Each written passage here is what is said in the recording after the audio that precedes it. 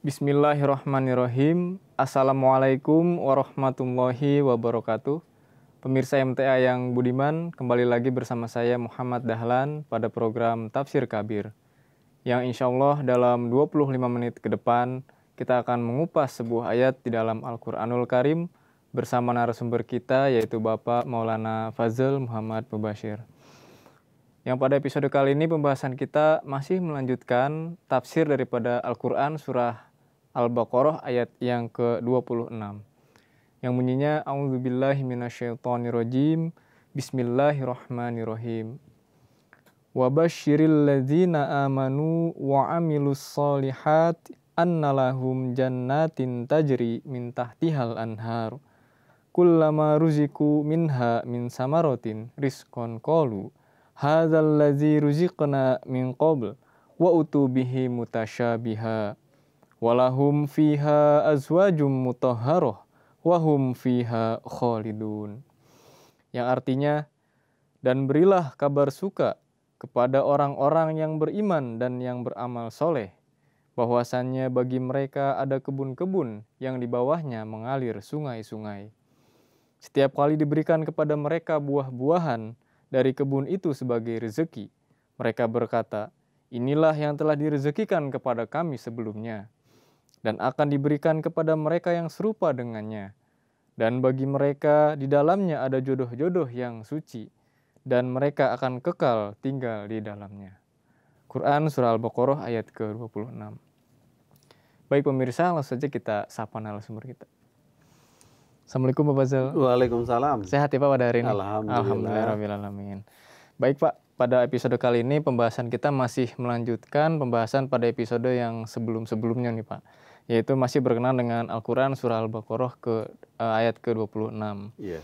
Yang mana pada episode sebelumnya kita telah membahas banyak sekali berkenaan dengan surga, alam ukhrawi, dan juga berkenaan dengan hal-hal yang berkaitan erat dengan penghuni surga itu sendiri Pak. Yaitu orang-orang yang beriman dan yang beramal soleh. Baik Pak, pada episode kali ini pembahasan kita melanjutkan pertanyaan-pertanyaan yang belum sempat saya sampaikan kepada Bapak. Baik. Pak. Pertanyaan pertama adalah berkenaan dengan penggalan ayat kullama ruziku minha, Pak. Terdapat kata rizkon di sini, Pak. Kullama ruziku minha, yaitu terdapat satu lafaz, yaitu lafaz rizkon. Menurut kaidah bahasa Arab, ini maf'ul apa, Pak? Dan bagaimana cara kita menjelaskan berkenaan dengan maf'ul bahasa Arab ini, Pak? Silahkan diterangkan. Baik, terima kasih atas pertanyaannya. Bahwa di dalam tafsir ini Hadrat Muslih Mau'ud radhiyallahu anhu telah menulis dan menjelaskan dari kata rizqon ini. Jadi beliau berdasarkan lughatul Arabiyah dan juga dari keterangan-keterangan lainnya bahwa kata rizqon ini bisa sebagai maf'ul mutlak dan bisa juga sebagai maf'ul bih. Apa itu maksudnya maf'ul mutlak dan maf'ul bih? Bahwa dijelaskan berdasarkan lughatul Arabiyah dan juga berdasarkan referensi yang lainnya mengenai keterangan ini, bahwa apabila kata rizqon ini di dalam ayat ini dikatakan sebagai maf'ul mutlak, artinya mengandung makna suatu pemberian yang terbaik. Jadi karunia pemberian yang terbaik. Itu bila kata rizqon di dalam ayat ini dikatakan sebagai maf'ul mutlak. Maf'ul mutlak, Pak. Artinya bahwa sebagaimana dijanjikan di dalam ayat ini oleh Allah Ta'ala kepada orang-orang mukmin yang beramal soleh, itu mereka akan mendapatkan kehidupan ukhrawi, kehidupan surgawi yang sangat baik. Dan pemberian ini Allah berikan kepada mereka yang telah beramal soleh di alam dunia ini. itu akan menerima ganjaran dari Allah Ta'ala adalah nilainya yang terbaik. Yang tidak ada bandingan bila kalau kita cari sesuatu hadiah yang diberikan di alam dunia ini. Nah itu makna daripada rizqan dalam makna maf'ul mutlak. Maf'ul mutlak.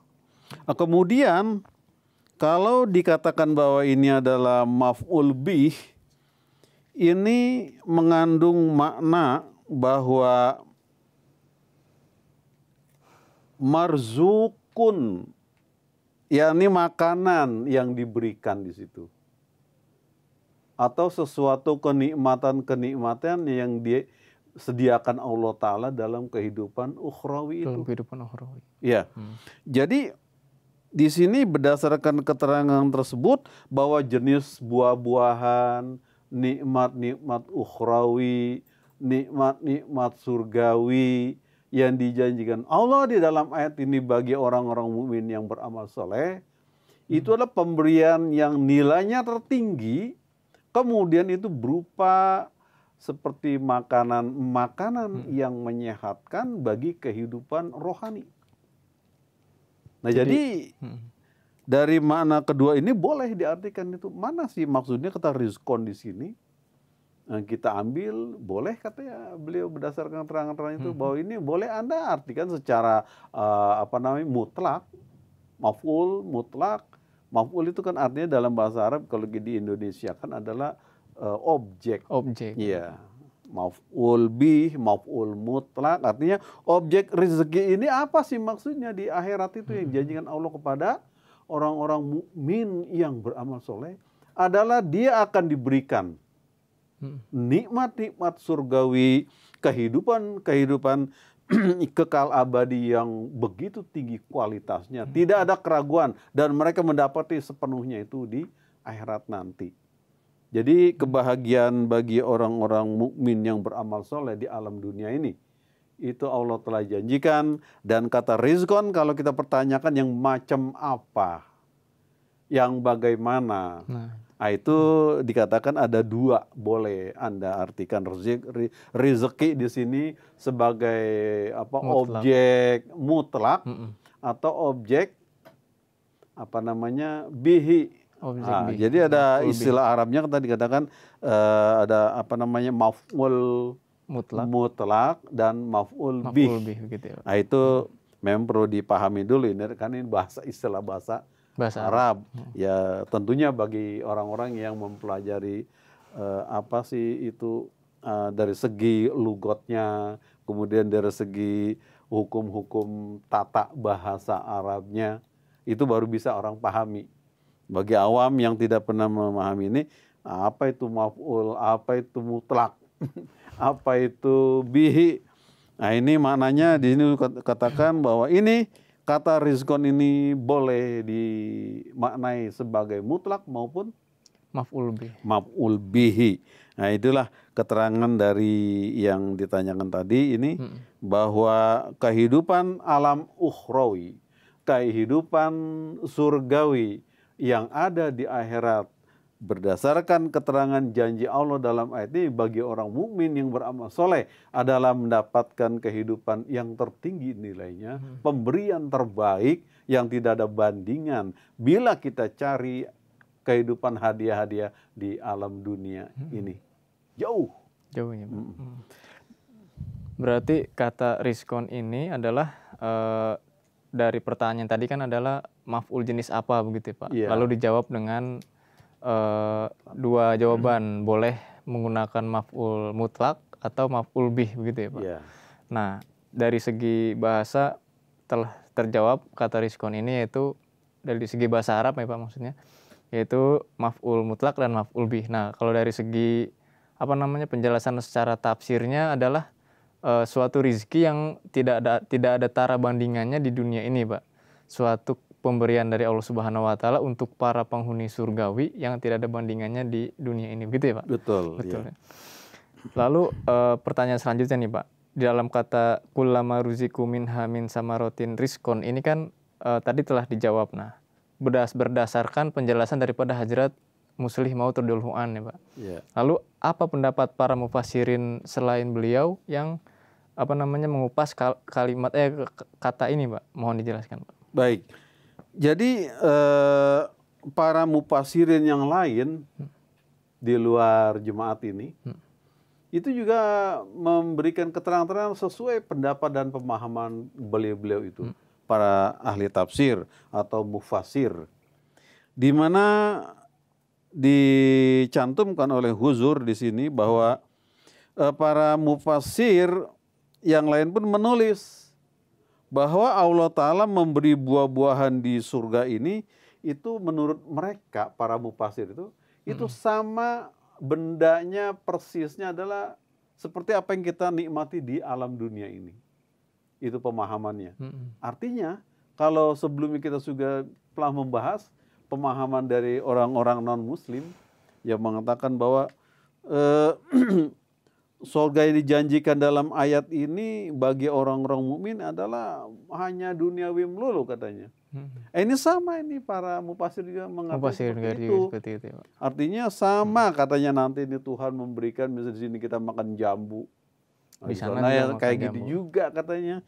Nah ini pendapat para ahli tafsir bahwa Allah Ta'ala memberikan buah-buahan di akhirat itu sama seperti apa yang ada di dunia ini.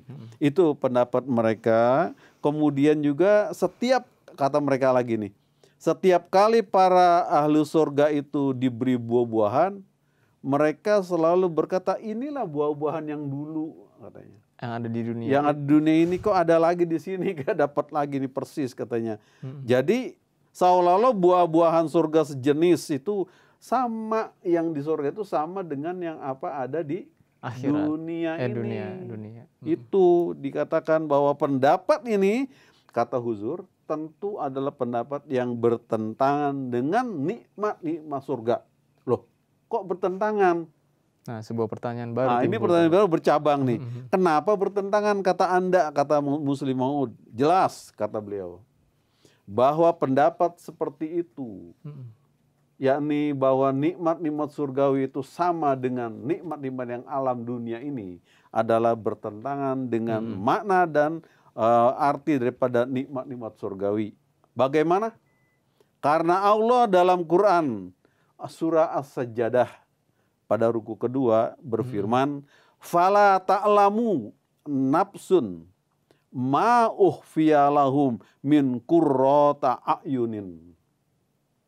Ini firman Allah Ta'ala, ini pada surah As-Sajdah ruku 2. Yakni tidak ada orang yang tahu bahwa nanti di surga itu dia akan mendapatkan apa. Apa maknanya jika buah-buahan surgawi itu disamakan dengan buah-buahan yang ada di benda-benda duniawi ini. Nah, di sini Huzur menjelaskan lagi bahwa jika dimaknai seperti itu, tadi yang diterangkan oleh para mufassir selain beliau Muslim Maud itu, maka dapat itu mengundang kritikan orang lain.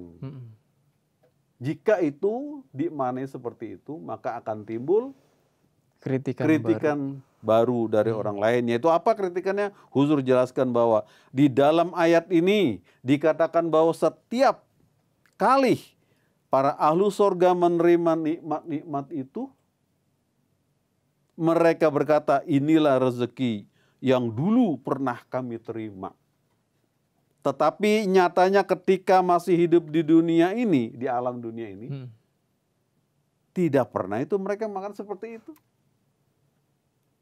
Loh, kemudian bagaimana? Karena kata ruziku min qablu, dalam ayat tadi itu, ruziku min qablu, maknanya adalah bahwa kami sebelumnya sudah mendapat buah ini.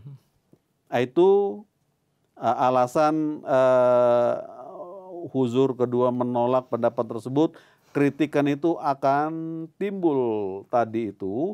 Yang kedua kritikannya apa? Di dalam pemahaman seperti itu akan melahirkan pula satu makna kekufuran. Kufur nikmat. Kufur nikmat. Ya. Kalau tadi diterima pemahaman sebagaimana tadi digambarkan oleh para ahli mufasir yang lain, bahwa nikmat surgawi itu sama betul dengan benda yang ada di alam dunia kehidupan kita sekarang ini. Itu dikatakan oleh Huzur adalah melahirkan suatu kufur nikmat, bukan rasa syukur kepada Allah Ta'ala. Bagaimana itu? Sebab penghargaan yang manusia lakukan adalah bila ia menerima sesuatu, maka ia akan berkata, wah, ini sungguh belum pernah saya menerima nikmat ini.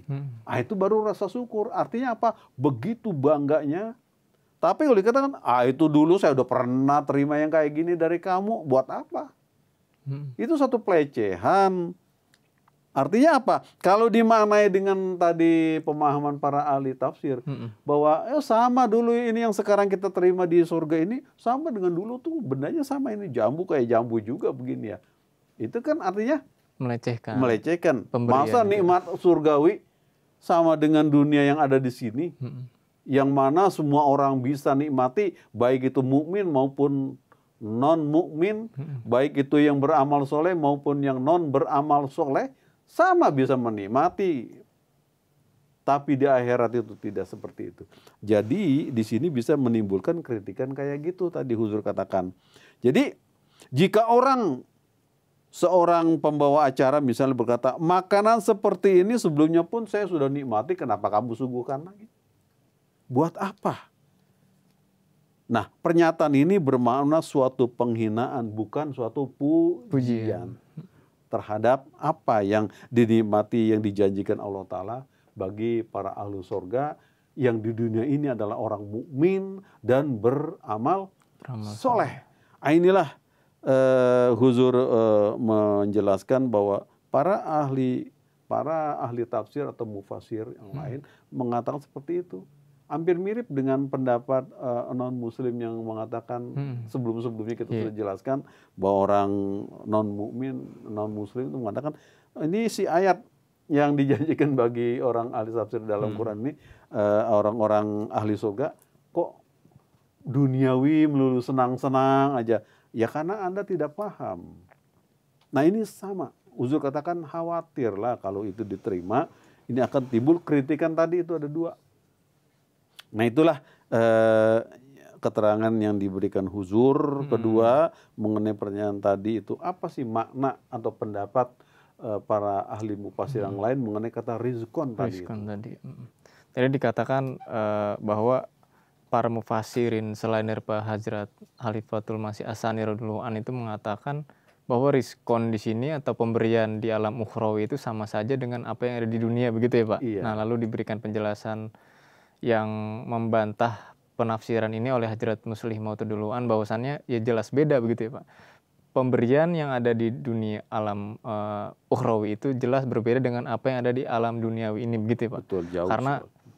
Karena menurut beliau jika sama saja maka itu akan menjadi sebuah pelecehan, begitu ya Pak? Bukan sebuah pujian. Baik Pak. Ya. Tadi disebutkan sedikit berkenaan dengan kufur nikmat nih Pak. Nah di dalam benak saya bertanya-tanya apa itu makna daripada kufur nikmatnya, sedikit dijelaskan. Ya, jadi kata kufur itu artinya kan penolakan. Dari kata kafara yakfuru, orang itu ingkar. Sehingga orang yang berbuat ingkar itu disebut kafir. Artinya orang yang menolak. Nah kalau nikmat dia tidak terima, berarti dia menolak dia nikmat. Dia adalah gitu. Seorang yang kufur nikmat, artinya orang-orang yang menolak nikmat Allah. Sedemikian Allah Ta'ala janjikan bagi orang mukmin yang beramal soleh nanti di akhirat adalah kehidupan yang begitu tinggi kualitasnya, yang tidak pernah berubah, tidak pernah rusak, nggak pernah ada basi segala macam. Masa disamain dengan yang ada di dunia ini yang setiap waktu selalu rusak dan ada terjadi perubahan-perubahan yang betul-betul lah, artinya ini sedemikian Allah Ta'ala janji kepada orang mukmin yang beramal soleh kok dimaknai seperti dunia ini. Ini kufur nikmat namanya, karena dia menolak nikmat Allah yang begitu tinggi dan besarnya nilainya, kok disamain dengan duniawi yang ada di sini. Nah itu maknanya daripada kufur nikmat. Artinya orang yang menolak, mengingkari nikmat Allah Ta'ala. Misalnya di dunia ini kita hidup sehari, Allah Ta'ala berikan nikmat kepada kita suatu kesehatan, badan kita sehat, Allah berikan juga itu udara yang bersih. Tapi kita sebagai manusia nggak bersyukur sama Tuhan. Dikatakan aqimus sholat, dirikan sembahyang. Ngapain pakai sholat segala macam, jungkir balik udah capek, subuh enak tidur. Nah itu kan namanya kita tidak bersyukur atas Allah berikan pada kita. Misalnya badan sehat tetapi dia tidak pakai kesehatan yang baiknya itu. Tidak digunakan maksimal sebagaimana maksimalnya badan yang sehat. Kesempatan, waktu banyak diberikan, dia buang-buang hanya buat berleha-leha. Ini kan namanya nikmat yang tidak disyukuri. Nah itu maknanya kufur nikmat. Artinya menolak nikmat Allah Ta'ala. Baik Pak, telah terjawab pertanyaan-pertanyaan yang tadi telah disampaikan dengan begitu jelasnya dari kitab Tafsirul Kabir ini Pak. Jazakumullah Pak, saya ucapkan dikarenakan waktu kita sudah habis ya Pak. Nanti akan kita lanjutkan pada episode yang akan datang. Gitu. Baik pemirsa, alhamdulillah kita telah mendengarkan dan menyimak penjelasan yang sangat jelas dari narasumber kita berkenaan dengan tafsir surah Al-Baqarah ayat ke-26 ini. Mudah-mudahan kita semua mendapatkan taufik dari Allah Subhanahu wa taala untuk bisa mengamalkan perintah-perintahnya dan menjauhi larangan-larangan Allah Subhanahu wa taala yang terdapat di dalam Al-Qur'anul Karim. Saya Muhammad Dahlan dan segenap kru MTA yang bertugas mohon undur diri. Assalamualaikum warahmatullahi wabarakatuh.